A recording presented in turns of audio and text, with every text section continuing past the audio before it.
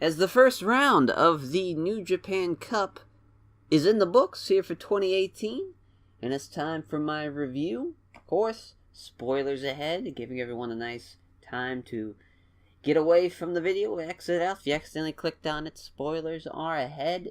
If you don't want to be spoiled, click away now. Alright, so night 1, night 2, night 3, and night 4, I'm going to call these, as I'm just going to be reviewing the actual New Japan Cup matches instead of the full cards, as that'd probably be a long-ass video, to be honest. So, just kind of keep it with the cup, the tournament, brackets, and whatnot, as night 1 had Chuck Taylor on commentary, but that was a delight to have, as we had Yujiro Takahashi versus Juice Robson to start off the old brackets here, as very surprised how the crowd got behind this one. I mean, they were all about it. Pretty much what I expected here, honestly, nothing spectacular. Decent little match, probably the best match Yujiro Takahashi is going to have all year. So, there's that. As Juice gets the win with a Pulp Fiction. No complaints from me. This is what it was supposed to be honest. You know, nothing more, nothing less here. As then the next match, Tomohiro Ishii versus Michael Logan. Real good stuff. Here, I mean, it definitely better of the two matches of night 1. Elgin hit an elbow on Ishii that he sold to perfection. I mean, if I was doing a wrestling seminar or I was running a school and I wanted to show people how to sell a big strike after, taking a combination or something, I would definitely show them this. Like, just perfection. Folded right at, right amount of time was taken, just the perfect angle for it. It's awesome. It's perfection. As, if Michael Elgin wasn't a piece of shit, he would be it'd be so much easier to just accept him as a great wrestler, because he has the talent to be very special. He really does. Like, he's a great talent, a great hand, but he's just a piece of shit, man. Like, it's hard to look away hard to look past that sometimes. As, sit out crucifix powerbomb from the middle rope here from Michael Elgin. Jesus Christ, I thought he killed him. That looked sketchy as fuck. I mean, even after he hit him, and they did, like, I think even before the pin, Red Shoes and Elgin both checking on Ishii, because it looked bad. His head was bouncing all over the place. He was kinda, that was not good. That looked sketchy as fuck. Hopefully he's okay, as, burning hammer from Elgin, and that's it. Michael Elgin gets the win over Tomohiro Ishii, my pick, to win it all. Lost in the first round.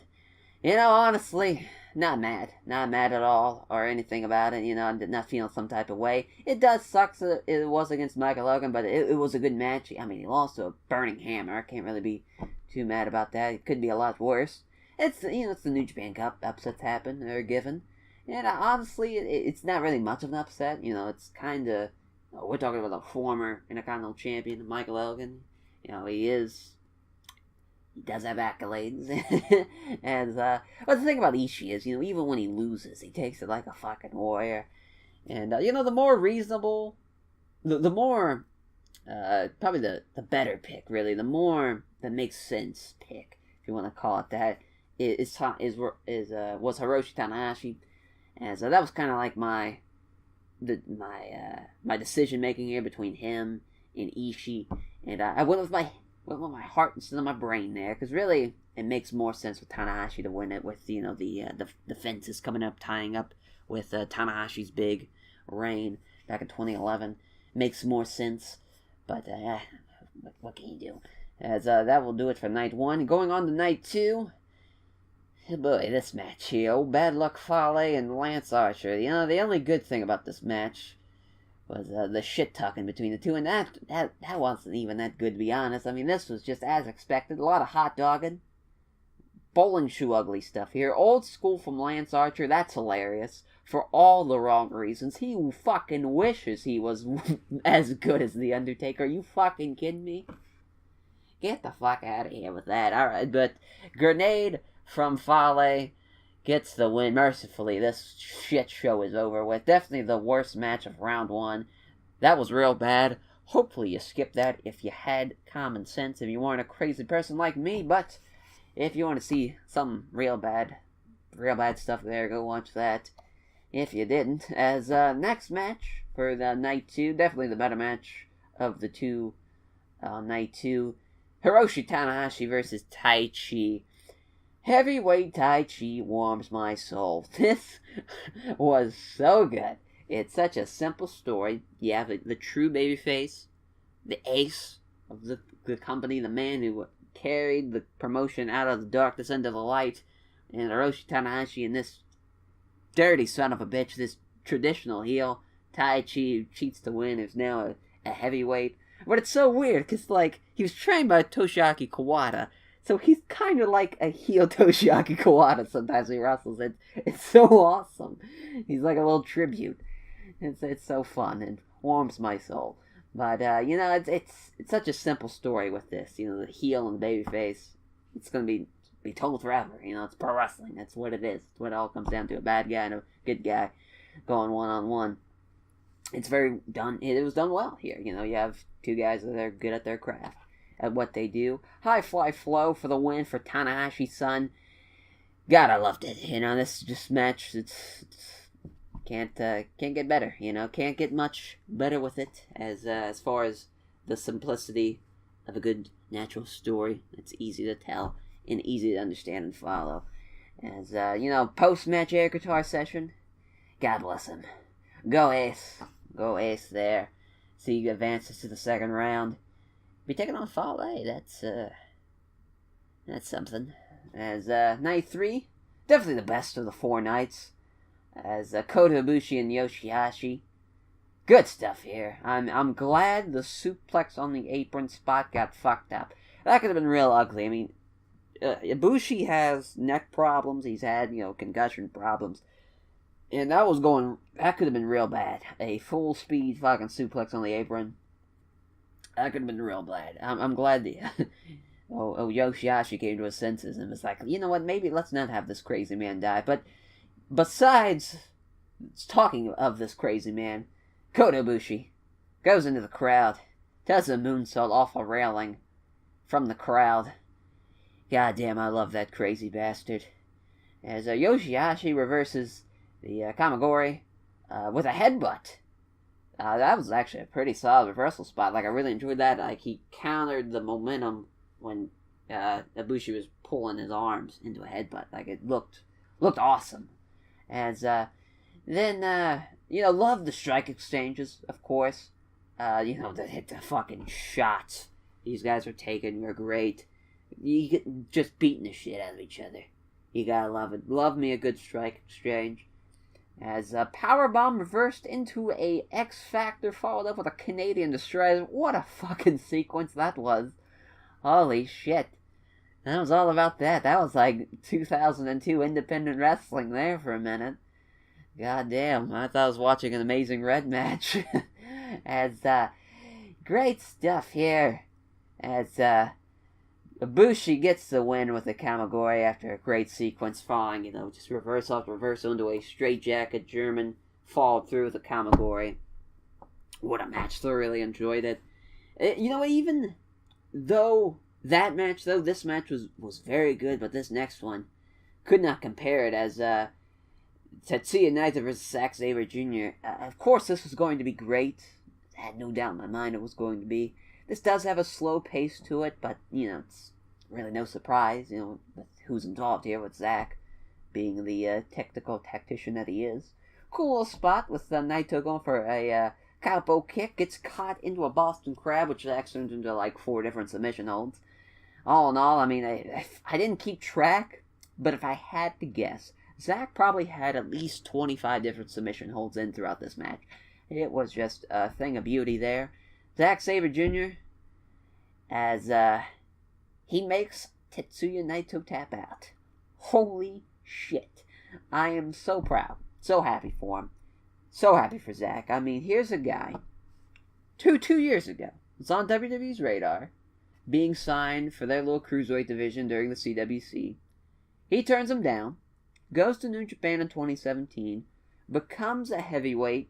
In his first ever G1 climax, he gets 10 wins, or he gets 10 points rather, he gets 10 points, which means he gets more, he won more than he lost, he's like 5-4. And in the first night of that G1 climax, he makes Hiroshi Tanahashi tap out, shocks the world. Incredible moment. And then we have, fast forward here to March 11th here, 2018. And he makes Tetsuya Naito tap out. I mean, he's got to be the only guy in the past year or so who has made Tetsuya Naito and Tanahashi tap out singles matches. I mean, that's a big fucking deal. And I'm so happy for him. God bless him, man. And now we get the match that should have been the finals of that CWC too. It all fucking comes back around to that in Kota Ibushi versus Xavier Jr. in the second round. That's gonna be a lot of fun. As we've also been seeing Taka Michinoku here, who's been kind of like the role of Geto is for Okada, where he hyping up Zack and doing promos for the crowd. I'm all for this. I think it's a great dynamic for his character. Adds another element to it. I'm all for it.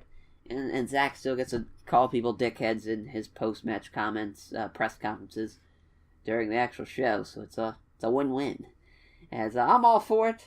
I hope he ends up winning the whole goddamn thing, to be honest. I mean, to my knowledge, he would also be the first British-born pro wrestler to face for the IWGP Heavyweight title. I could be wrong on that. That's not a fact, but just off the top of my head, I don't remember a heavyweight, British-born guy challenging for the IWGP Heavyweight title. Not to my knowledge. But, was Billy Robson born in... Billy Robson might have been. If it wasn't him, then I don't think nobody has. Check in on that, because all the British guys I've been thinking, they're junior guys that wrestled in New Japan, so... Definitely wasn't any of them. But, who knows? could have got a fun fact for you. As we have the final night here, night 4. This was probably maybe the worst of the 4. Maybe gun to the head, if I had to say. As thankfully, Davey Boy Smith Jr. here, not wearing his dad's Attitude Era gear. he came to bring it, I guess, in this New Japan Cup. Guess he's taking Toreano seriously. I'm all for it. As since this is the first time I've had to review a Toreano match on the channel, I'll say this.